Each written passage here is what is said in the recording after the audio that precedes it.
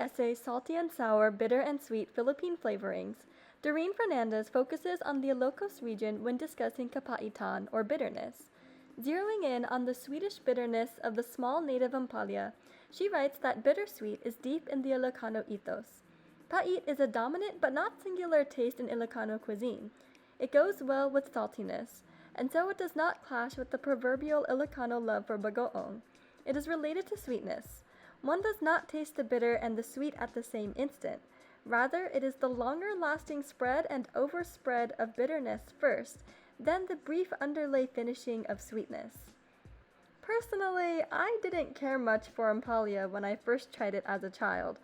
I suppose this is to be expected of a Filipino-American raised mostly on a sweet and salty palate.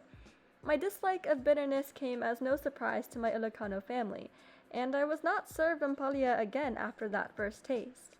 But years later, I gave bitter melon another go as a young adult, and I found that I had developed a bit of a taste for it. The more I ate it, the more I loved it. I became more aware of its pleasant pairing with saltiness and its gentle aftertaste of sweetness. Last week, I prepared 2 bitter melon dishes, pinakbet and ginisang ampalaya. For the pinakbet, I first cut a medium onion and about 8 cloves of garlic. Then, I cubed about 1.5 pounds of pork rib meat. I got the rice going while I got to cutting the vegetables. I purchased most of my gulay fresh from the Berkeley Farmers Market, though unfortunately there wasn't any okra there, so I had to make do without. To make cutting the kabucha easier, I microwave it for a few seconds. Once everything is cut, I start sauteing the onions and garlic until they become aromatic. Then I add in the baboy, let it lightly brown, and add in some fish sauce. Next comes the squash. When it starts to get a little soft, maybe after about 5 minutes, I add in the sitaw. Next comes the talong, though I later found that this time around I put the eggplant in a bit too early for my preference. Then came the most important ingredient, the ampalaya. I added some patis to the pan, lowered the heat, and let it all simmer for a few minutes. Meanwhile, I thawed the hipon under cold water for a few minutes. Then, once the rest of the pinakbet looked almost ready, I threw all the shrimp in.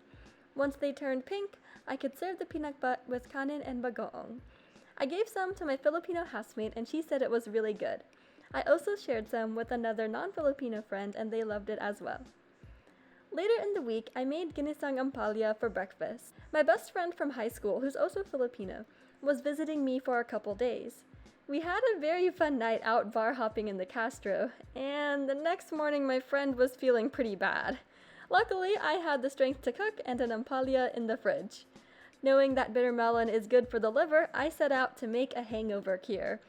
I usually don't salt my bitter melon, but I did for the first time that morning, figuring the intensity of the pait might be a bit too much for a sensitive stomach. I cut up some onion, garlic, and tomato, sautéed them all for a few minutes, then added in the ampalaya. Next, I beat some eggs and added them into the pan, scrambling until they were fully cooked.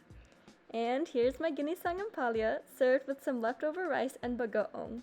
Masarap! Now that I've gotten accustomed to preparing pinakbet and ginisang ampalaya, I plan to try cooking papaitan someday, which Fernandez explains is an Ilocano specialty.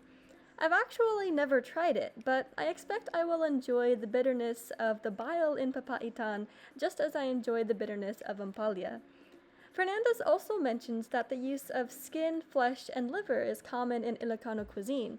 I have certainly always been a fan of liver. I mostly eat chicken liver, but I have enjoyed beef liver the few times I've tried it. I definitely agree that its softness enriches the texture of other meat components in a dish.